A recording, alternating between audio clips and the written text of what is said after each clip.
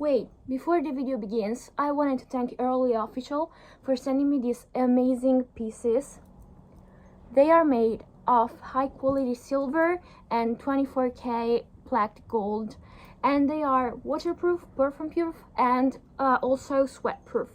So that means you can wear them everywhere.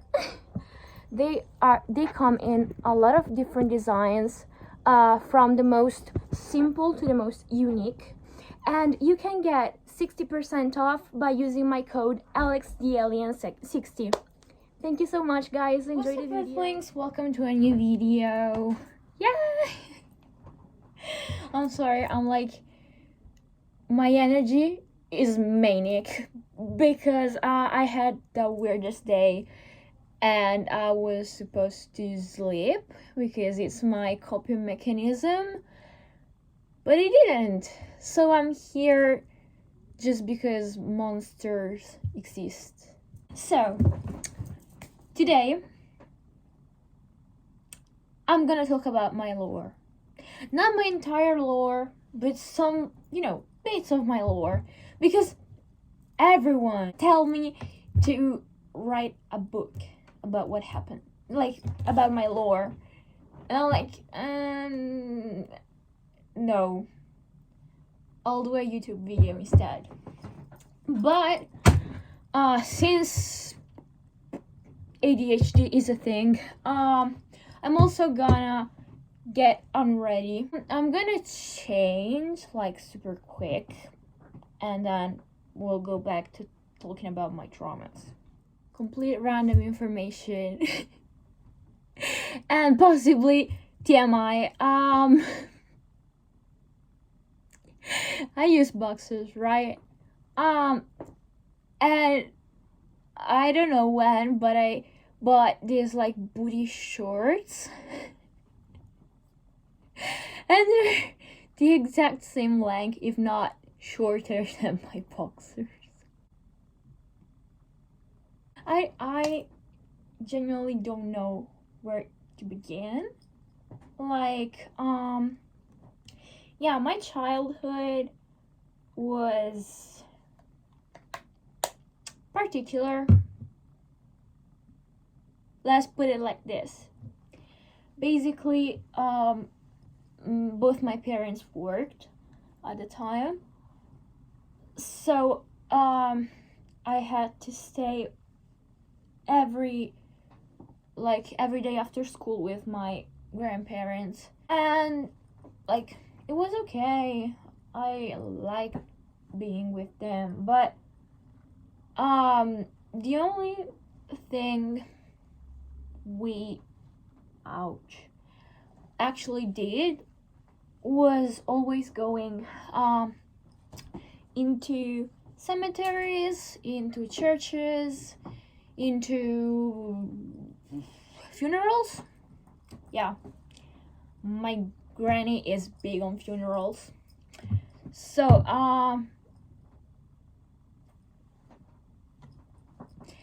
yeah, and I mean, that's great, but maybe not for a 5 years old. I was known for knowing a specific prayer in Latin at 5. Okay, I remember one time it was my grandma, my grandpa, my the aunt of my father, and me, and they would take pictures professionally done for their grave. Yep. A school comes in, actual school, primary school, and you how cute it is. Okay, and you would think okay, so you're more time at school. Wrong. Because I went to a private Christian school that ended at 1 p.m. while in Italy primary schools end at 4:30 p.m. So yeah, I was still with my grandparents a lot. Ooh, ew. Oh my god. So yeah, I had some traumas. Actually, some big traumas at my primary school, but I think they're too heavy for this video, and said by me is wholesome. I look like a fucking totem. Okay, I know you're not supposed to talk when you have this thing on, but how am I supposed to tell my lore? Someone has to know. Wait, how long do I have to? Okay. So yeah, I had some major traumas in there, but yeah. Then middle school came around, and so did COVID. At my first year of middle school, COVID started, and I was happy. I was pretty damn happy. Like, I was happier than I was like in primary school. Well, in primary school I was pretty miserable, I would say, but still I was happy. I had a best friend. We called all the time and whatever. Then the following years, we returned to school, and yeah, it was fine. I was for the first time introduced to the LGBTQ world. Like, I knew that before, but my family is pretty conservative, so I always knew it like a bad thing. But then one of my best friends came out to me, and I was like, whoa, so that really happens? Like, that really exists? And then I started thinking about my own sexuality. And this is so fun because I swear to God, at one point or another, I was all the letter of the acronym LGBTQ. End of middle school is where like my mental health really declined, but to be fair, it never was really that fun because I've been suicidal since I was 9. I had an ED when I was 13, I think, but no one ever like cared, so I never got therapy. I never, yeah. In fact, now I would say that I'm like healthier, but you know, I still get triggered pretty easily, and I think like that's fair. I've talked about this thing to my therapist, and she was like, yeah, that's untreated mental illnesses. But yeah. Then summer of last year of middle school came around. A lot happened, blah blah blah, self-harm, blah blah blah, blah blah blah. First year of school, I did for 2 years a school. It's like in Italy, it's considered one of the most difficult kind of schools, and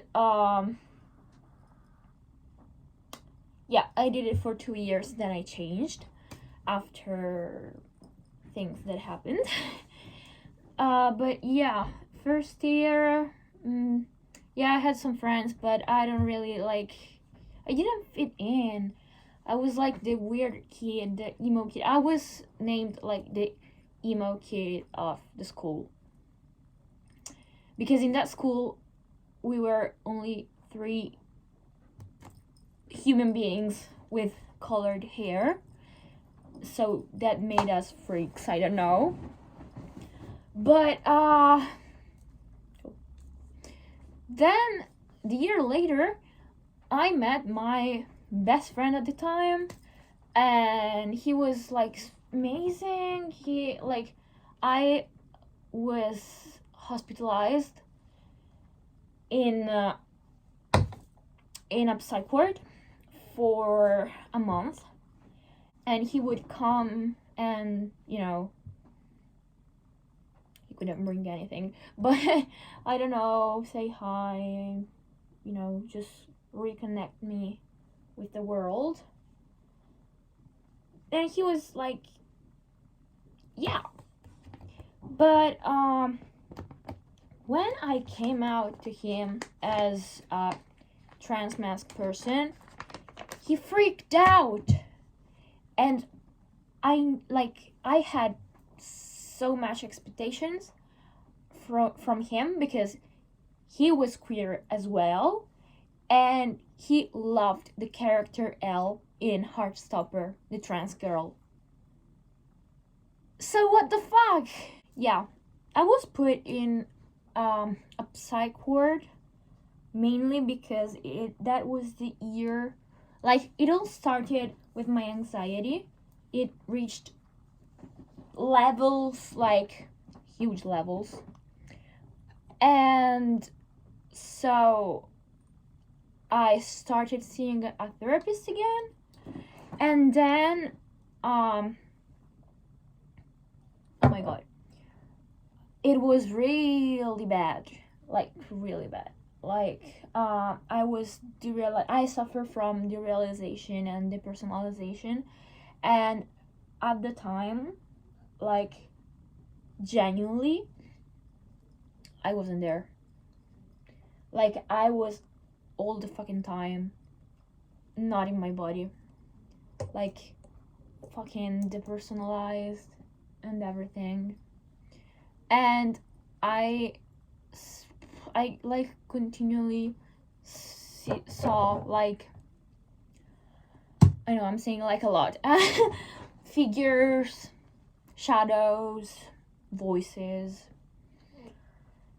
but nobody gave a crap until I told my therapist about the derealization, not about my hallucinations, because I tried to talk about it once and she was like, nah, I don't want to hear that. That, if you ask me, is not really a professional behavior, but okay, that's fine. You know what, that's fine. So yeah, my anxiety was so fucking terrible that we went to our, like, family doctor, and he prescribed my first medication and a visit to a psychiatrist that I did, and she was like, okay, you can't be trusted around with anything. So and still to this day, everything sharp in my house is kept under key, and the key is hidden in my parents' room, and I have no idea where that key is. I cannot be trusted alone. There must be someone in the house with me, or I can't go alone out. And also, now my door is closed because I'm filming, but usually I'm on a 24/7, so my parents, like, check up on me every 30 minutes or something. But yeah, when I was out of the psych ward, I had been diagnosed with general anxiety disorder, persistent depression, BPD, and what else? Well, yeah, suicidal thoughts and self-harm. But yeah, I was shocked by BPD. Like I met like there some people that had BPD, but they were very like aggressive. So I never thought I had it, but it turns out I have it, and I'm not aggressive. I just like to smash things when I'm angry. Like all the glasses we have in the house, as my parents, or the plates. From there on, I just like sort of collected diagnosis. So okay, like my friends tell me, you collect diagnosis like Pokemon cards. At this point, I'm not even like ashamed or something anymore. There's nothing to be ashamed. But okay, well, if there's something wrong with me, I want to know it. Yeah. Then I did an ADHD test, but it was inconclusive because I was under so many different medications that like it was not possible to tell. But I did also an autism test, and it turns out I have level 1 autism, also known as Asperger. I have to redo the ADHD test this summer because a psychiatrist that visited me when I was in hospital said that, bro, you have ADHD. And I'm like, okay.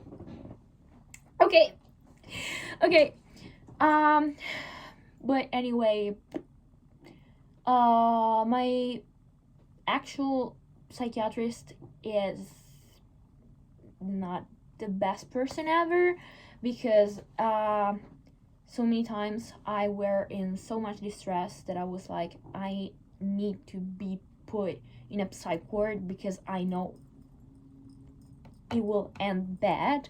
She was like, nah, you already been there. Nah. She was fuck nah. If I need it, I need it. In fact, then I was hospitalized 5 times in a normal hospital.